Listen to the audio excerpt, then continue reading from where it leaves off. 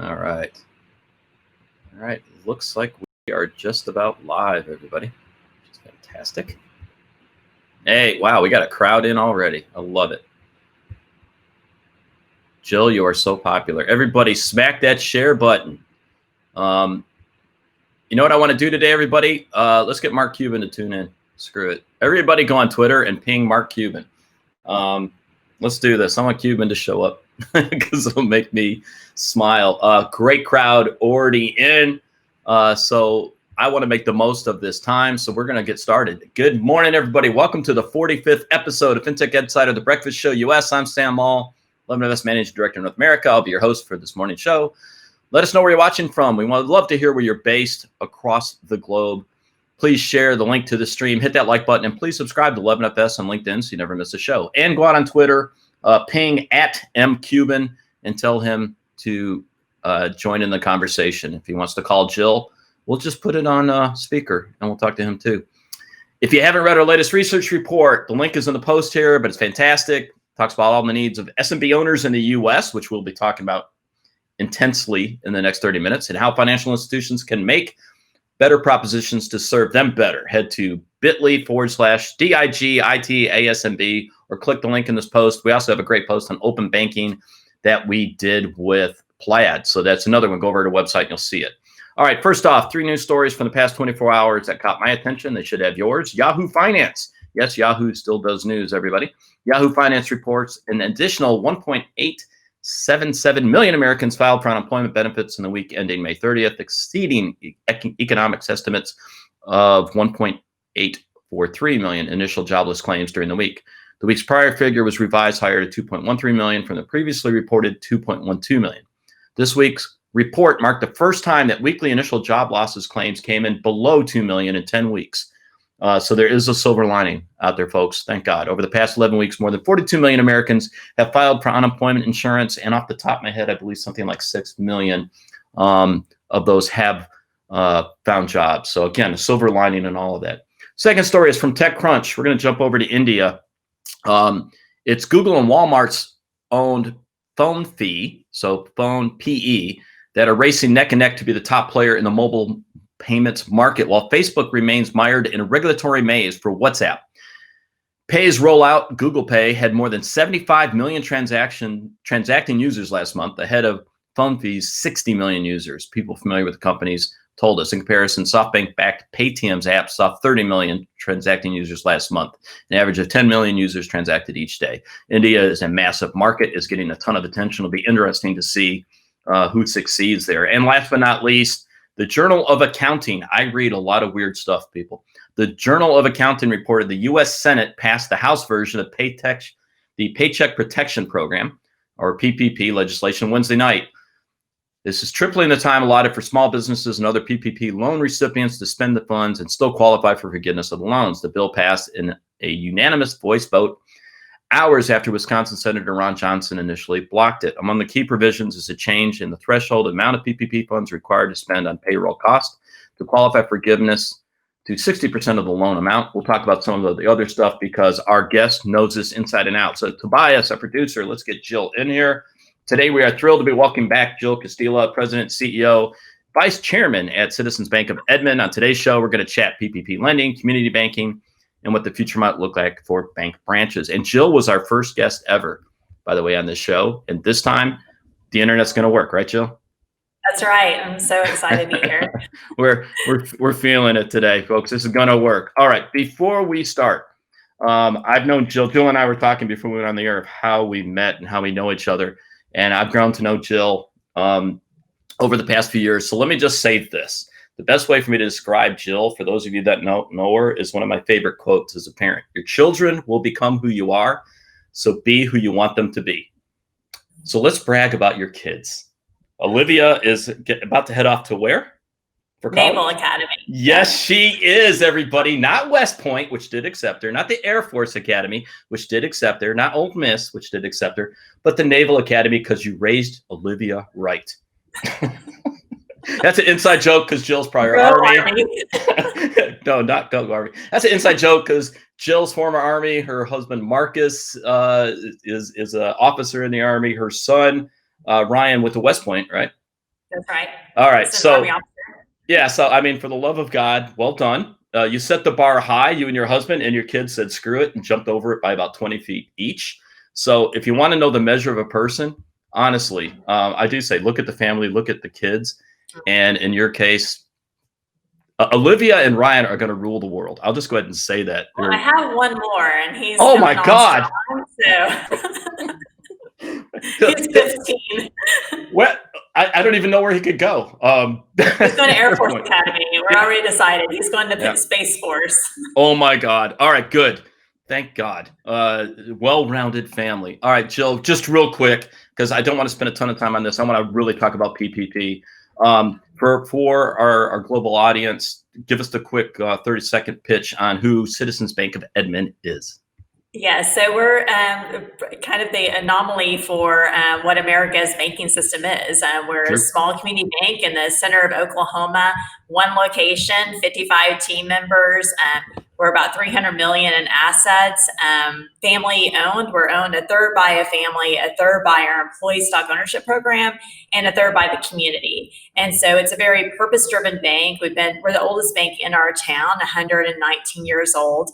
We started with our community, basically citizens crowdfunding their money together to lend to small businesses and help one another buy homes. And we have just can carry that tradition for decades. And so it's still who we are. So I love this because I'll flat out say Jill and her team have been swinging well above their weight as a bank for years now. I mean, right behind Jill, I'm going to brag on you, Jill, just get over it. That pic behind Jill that she's trying to hide with her chair is American Banker's Most Powerful Women in Banking. And just pick a year and Jill's in it. Your asset size is only 300 million. Okay. That is, I can't do the math. That's 100 times less than like the top 4 banks. I mean, we're talking maybe 1,000. 1,000. Yes, that's why I'm not an accountant. Yeah, it is 1,000 times. Yeah, it's literally, it's just, I don't know how to put this, right? It's not in the same realm, and yet your influence and your banks. Let's not discount your employees. How many people at the bank?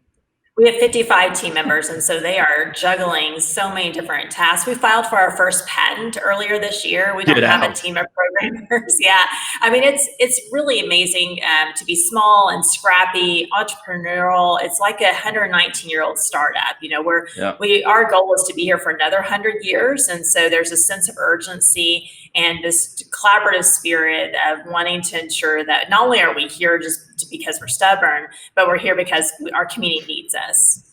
So I love that. I love that concept. For those that talk about community banks are dying, or they're just reliant upon their service providers, or they can't do anything. Let me change your expectations. So Jill, let's talk about your work with Mark Cuban and PPP Bank. Let's just go there. All right. One, how did you get in contact with Cuban? How did that start? And 2, where did this idea of the PPP Bank come from? So it was we utilize social media really extensively because it's free, and then it's a great way to connect. I mean, I wouldn't know Sam without social media. And so actually Brian Claggett tagged me on Twitter. He was the very first one. And then others in the fintech community started tagging me because Cuban tweeted out that he was looking for a partnership with a FDIC insured bank and wanted someone that was nimble and willing to take some risk. And so they connected me with Cuban. Someone else from the fintech community sent me his email address. I emailed him. I almost immediately got an email back from Mark. Then I got a call, and then I gave him a pitch. He destroyed my pitch. He gave me a pitch back. I processed whether I could do what he was asking me to do.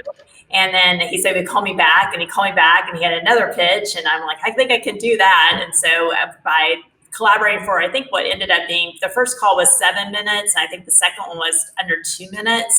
And we developed this overdraft program that we launched within, I think, 5 days of us having our initial interaction. And then that was really to get stimulus money to our customers as fast as we could, basically providing them overdraft privileges up to the time that the stimulus checks came to them.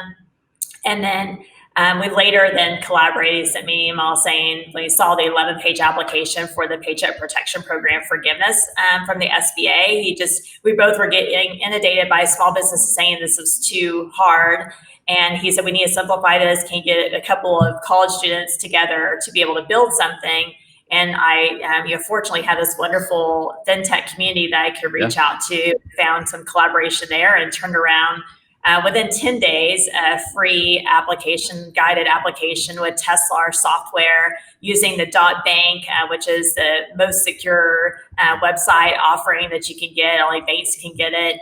They collaborated with us, and so that happened in 10 days. So, I think that collaboration with Mark, having that great vision, someone who's a bold leader, he fronted the money as far as the costs associated with managing this website. But just having this, he has this intent on this corona karma, and that companies are really going to be defined by how they act during this crisis. And to be around someone, that has a similar purpose in this time, but also pushes you to even be more entrepreneurial and be called to action has really been extraordinary. So Brian Clagett, hey Brian, who's enjoying, I guess, retirement at his lake house in Virginia, but we all know Brian from Gizio, just said, being nimble is an attitude. And that's why this bank does cool, purposeful stuff. One word, empowerment. I agree. I think being nimble is not only an attitude, it's great leadership. Jill's just blushing at this point. She's tired of us talking about this, but it's true. I mean, the need for incredible leadership has never been stronger, in my opinion, in the U.S. right now. And I'm thrilled to see that we have that. So, hey, everybody.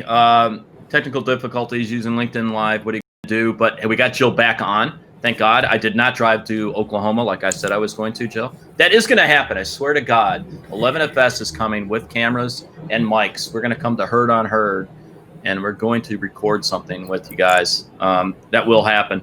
But I want to pick up on the conversation because it is too important, and we'll post this out for everybody. So the PPP Bank and the work that you do with Cuban, can you talk about exactly what is the PPP Bank and what kind of offering it does for your customers? Yeah, so the website ppp.bank was to so what we saw whenever PPP was occurring, I mean, you had fintech companies, community banks, regional banks stepping up to process these applications. Millions of applications end up being processed. But a lot of these small businesses, or really small businesses, or those without a lot of financial expertise internally, or that didn't have resources like a CPA to access and have an application ready to go, it was a very complex, intimidating process for them. And it took them a lot of hand-holding and multiple days to even get through an application. We had several of our loans that were under $1,000, and you had small businesses so desperate that they were working days to get a $400 loan. Well, then we get the forgiveness application, and it's 11 pages long, more complex than you could ever imagine, especially compared to the PPP application for the loan.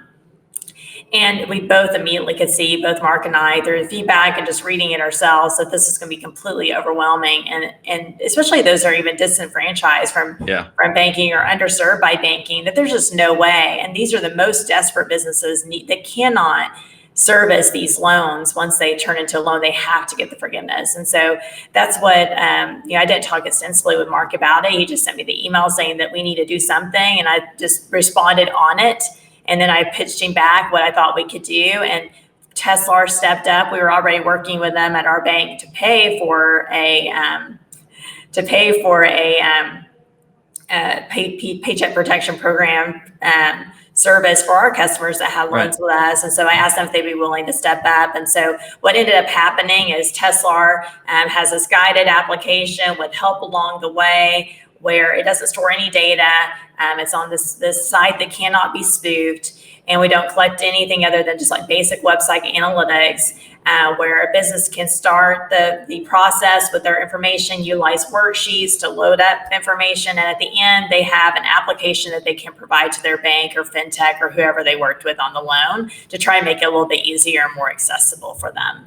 So what I love about, again, the initiative that you and your bank have taken is when we first started going through the COVID shutdown, and we were seeing the impacts to not only to small businesses, but to just individuals, right? I mean, the amount of people that were losing their jobs. There was really two financial institutions or banks that made a lot of noise, if you will, and got ahead of the curve on this. It was Chime, who's got millions, hundreds of millions of dollars invested in it, and at this point, millions of folks that are using the app around what they were doing on overdraft protection and the equivalent of an overdraft loan, I guess is the best way to put it. And your bank, I was shocked. I'm gonna be blunt on that. I expected it from you. I'm not gonna lie. I was like, yeah, Jill will be ahead of the curve, and Chime was ahead of the curve. But the delay in other banking institutions to make that step, it's not like you don't know your customers, especially you. You know your customers. In your case, Jill, you know your customers. I think it's safe to say, right? You live with them. Yes. You see them every day. You engage with them every day. And I think the overall importance of leadership to be able to do that, to make sure their financial lives were stable and that you understood what they were going through. One of the very first stories you ever shared with me is when you went to go work for the bank and you were getting your hair cut. Remember that one? Yes. Okay. And correct me if I was wrong. You show up, you had a couple of branches at the time. You're talking to the board about selling those. You go in a local community to get your hair done, and the woman that's cutting your hair asks you where you worked at, and you replied, Citizens Bank of Edmond. She goes, oh man, I heard their CEO is a piece of work. So what happened is I came back to turn around the bank, and we were the worst performing bank in the state, and we ended up having to kind of clean house at the highest level, and I was having to orchestrate all of that without really any positional authority. And I went to get my haircut, and she put, you're being kind, but she put her scissors down and she said, you need to be careful. There's a lady that works there that's evil. I'm just laughing. That's me that you're talking about. But how important, but honestly, the fact that, we always talk about getting customer feedback. Maybe that's taking it to the extreme, but then, fast forward a couple of years and what you're able to do with the community, and that, understanding, and I think having empathy for your customers is everything. It's very rare you read anything negative about your bank. I love the service you do, Curbside. Can you talk about that? You're like the Chick-fil-A of banks right now for your curbside service. We did steal a lot from Chick-fil-A, and actually the curbside we kind of stole from McDonald's, Mickey D's. But we only have one location, we only have one drive-through, and then we closed our lobby, so you have one drive-through, and our drive-through is configured where we can only have 2 people working the drive, or you couldn't have effective social distancing. And so we had long lines of cars. And so our team, we have a couple of folks that used to work at Chick-fil-A, and they're like, hey, why don't we just get out and we can start get some walkie-talkies and some tool belts, and we can start helping customers and call in their order and get this line moving faster. And so they did, and it made all the difference. And that ingenuity from our teller staff, to know that they can have an idea that we'll invest and see if it'll work, kind of get the minimally viable service out there. And it was great. And so it served its purpose. It's not something we'll do permanently there. What we will likely do permanently is our curbside banking. So the drive was still, we were getting a lot of requests for things that couldn't be done really through the drive-through very effectively, like a notary, for example, or like exchanging paperwork that could be done more expeditiously if someone could come by the bank. And so we got, you can't really see them out my window, or I would show you, but we got signs, assigning lanes, a special phone number. We used our Microsoft scheduling component to be able to get where you could schedule online to get a certain service. And so our staff are able to have their PPE on, go to the passenger side of a vehicle to have effective distancing from the customer and engage with them there. It's being heavily utilized. We have 8 lanes and they're regularly filled up. And it really protects our customers too. So we have a lot of the older customers that come daily to our lobby that now get their social interaction fixed. And we're doing, the notary services and some of the more complex transactions there. And then we're able to bring in by appointment into the lobby to then limit the amount of density we have inside the bank. See, it doesn't take hundreds of thousands or millions of dollars to be innovative and to get something out the door. And it also doesn't take 6 months to 9 months to do that. It's something you can I do in a almost matter of days. I almost think scarcity and kind of that MacGyver attitude where you Yeah. only have these three things to diffuse the bomb. That's where that's easier almost to have innovation through in that environment versus I don't know if you gave me a budget of several $1,000,000 to go innovate something, whether I could do it or not. So Jill just gave me a tweetable moment. I will go back, listen to this, get that quote, and that will become probably something I post on Instagram, Facebook, and Twitter. So real quick, because I think this is incredibly important. I see that you're incredibly active talking with members of Congress around PPP. You haven't been shy about that. I mean, I live in Florida. I know that you've reached out to Senator Marco Rubio on this. You work with, your representatives from Oklahoma quite a bit on this. You're a strong voice for this. So I'm not asking you to run for office. I'm saying if you were in office, all right, I don't want you to. You need to be where you're at. But if you were in office, what would be the bill you would introduce around PPP? What are like the 3 to 4 things that have to be included to make this actually work and keep the economy going?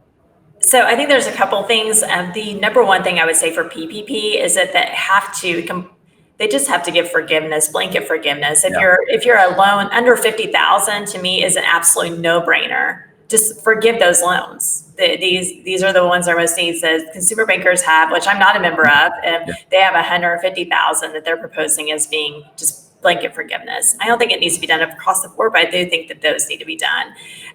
Really kind of outside of PPP, the EIDL program that the SBA has is the Economic Injury Disaster Loan.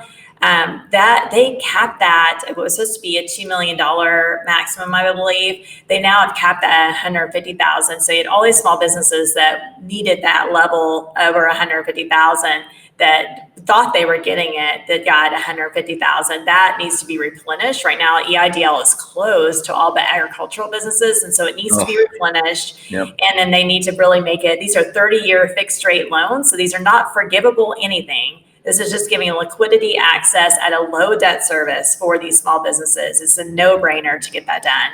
And my third thing would be the Main Street Lending Program from the Federal Reserve has a minimum loan amount of $500,000. The Main Street Lending Program has a minimum loan amount of $500,000. It's just ridiculous that there's even a minimum loan amount for that type of program. If you're really going to help Main Street and not just be concerned about capital markets and mid-market, you really want to help Main Street, you need to not have a minimum loan amount. And so I would ask for that to be decreased. So I would focus those 3 areas. One thing with PPP, just have a blanket forgiveness for low dollar amount loans, open up EIDL, and then lower the Main Street Lending Program minimum loan amount.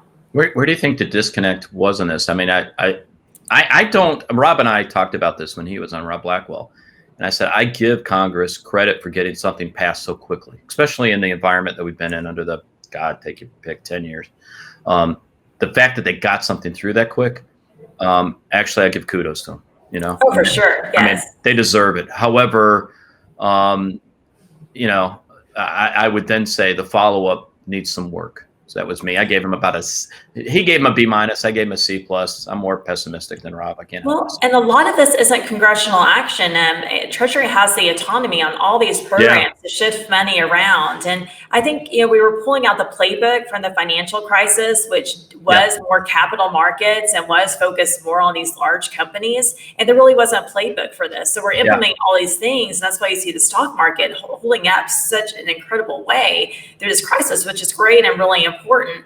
So the autonomy is there. The congressional action is really just mandating that this is what you need to do rather than that the autonomy is already there to do it. We are so fortunate to have Governor Mickey Bowman at the Federal Reserve because I don't think some of these programs would have reached Main Street in any way. The Paycheck Protection Program lending facility was absolutely brilliant. So a bank like mine could take a loan from the Fed to do these loans, and then these loans are not counted. This growth of my asset size is not counted against my capital numbers. Well, her Main Street knowledge, she's the community bank representative on the Federal Reserve Board of Governors, that practical perspective is going to end up making it where it made it where more banks participated in PPP loans. It made it where instead of me participating at 5 million, I could participate at 25 million. And so we need more practicality in DC. I mean, we need it.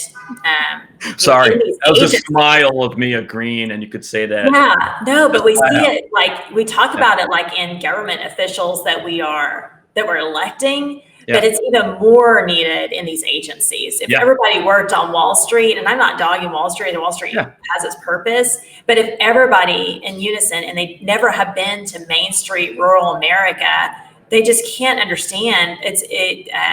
It's just, again, kind of like this offering that thimble of water to a man that's dying in the desert, and saying, well, oh, this thimble's not going to do any good, and not giving the guy the water. They just can't understand why a small loan would be valuable. And I've heard over and over again, like, well, just let these businesses fail because they don't see that one small business is a systemic risk. The systemic risk is something really big failing, not one small business, but just like the virus, there can be a virus of small business failures that does become a systemic risk. Amen. And does change things forever. Yep. I mean, and that's the thing. The U.S. is New York. The U.S. is San Francisco, L.A., Dallas. But the U.S. is also Edmonds, Oklahoma. It is also Iowa City. It is Omaha, Nebraska. Right? It's across the piece. In those small businesses, I mean, we talk about Main Street, rural America, but Main Street, New York City exists. Yes. You look at the framework and foundation of New York City and LA, and those are small businesses that built them and sustained those cities. Yeah. Like you have those big employers that you start losing some of those small businesses, and we're starting to see that, unfortunately. Yeah. That's the soul of a city, even one as big as our New York, as Chicago. Yeah. San Francisco. Yeah, Rob, I asked Rob that question. I said, what grade? We talked about Congress and PPP, and then we talked about the Fed. What grade would you give them going through this? Rob gave them an A. I gave them an A minus. I thought they moved incredibly fast. The market's still being up. I know it frustrates a lot of people, but the disconnect what's happening in the U.S. and the market.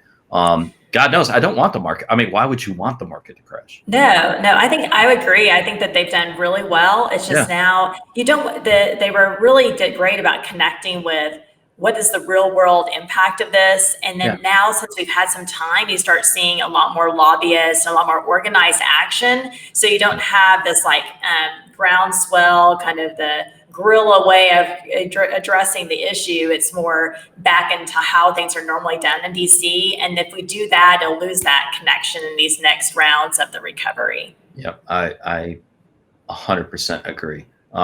Jill, I swear, the next time we talk will be in person. It will be at your branch. I will have a crew with me from London. We will do this. We owe it to each other because now twice we have attempted to do this on LinkedIn. I blame LinkedIn Live.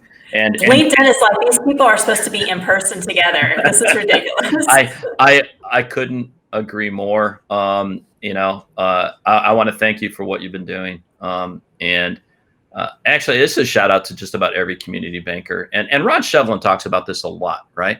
I would say banking across the whole in the U.S. I think we've seen I'm going to be complimentary as compared to 2008. I think I'm generally speaking that the leadership at most institutions have done a good job, whether it be in dealing with, the COVID crisis, whether it be dealing with even the social unrest that we're seeing in the country and their commentary, just across the piece. This has a completely different feel to 2008.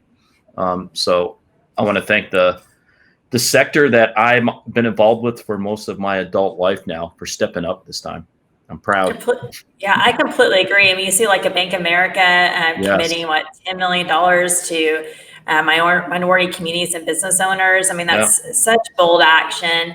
The consumer bankers, I mentioned them before. I mean, that represents the nation's largest banks, and they're the biggest proponents for complete forgiveness of those low dollar loans. So you see community bankers stepping up, serving, but going into some of the urban areas that maybe were underserved by community banks and providing them access to those PPP funds when they were accessible elsewhere. And then you've seen the large banks, I think, really step into their own through this crisis as well. Yeah, I mean, I'll just make a nice blanket statement. Turning your Instagram feed to black and your Facebook profile to black, that's cute. I understand the support there. Actually do something. And that's where I'm actually proud of seeing more and more institutions and people look to see what they can do, right? I mean, I think that you want to read a great piece, read the commentary that the CFO of Citi wrote, which is just, that doesn't get to your heart. I don't know what will. And Jill, for what you all have done at your bank to every single employee you have, I think by now they need to know 11FS are fans. I hope they know that. They do, yes. Yeah, they should. They really should. Next time, Jill, we will be there. I swear to God, we will show up with 55 11FS T-shirts for every single employee and get them out there. Hey, thanks for being able to come back on. Thanks. And for the work you're doing. I appreciate you. Thank you so much. Thank you.